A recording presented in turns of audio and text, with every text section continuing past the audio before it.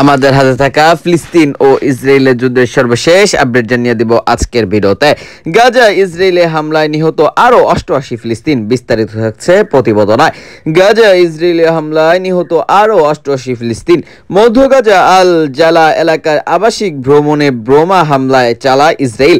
সেখানে গতকাল ধ্বংসস্তূপ সরিয়ে হতাহতের খোঁজের উদ্ধারকারীরা। ফিলিস্তিনের গাজা উপরোক্ত ইসরায়েলের হামলায় গত 24 ঘন্টায় আরো 88 ফিলিস্তিন নিহত হয়েছেন। আহত হয়েছেন আরো 168 ফিলিস্তিন। গত সোমবার গাজায় স্বাস্থ্য মন্ত্রণালয় একথা জানিয়েছেন। এদিকে বেসামরিক মানবিক সহযোগিতা ডক্টর উইদাক বর্ডারের ফরাসি আত্থরে এমএমস আমাদের বেজিলে জানিয়েছেন, গাজায় ব্যস্তুপ্ত মানুষের সংখ্যা ব্যাপকভাবে বাড়ছে। সংস্থাটি গাজার শহরে কিনির রয়েছে ইন্টারন্যাশনাল রেস্কিউ কমিটি আইটিএস উত্তর গাজা মানবিক সহযোগিতা প্রবেশ অনুমতি দেওয়ার দাবি জানিয়েছেন। জাতীয় সমর্থর ইন্টিগ্রেটেড ফুড সিকিউরিটি ফেস ক্লেমিস আইপিএস দুর্বিন পার্সোনাল কমিটি জানিয়েছেন উত্তর গাজা দুর্ভিক্ষ অ্যাকশন।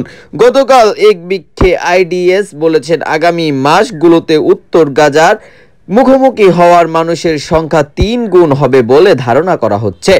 এর মধ্যে গাজা জুড়ে সবচেয়ে খারাপ পরিস্থিতি চলছে।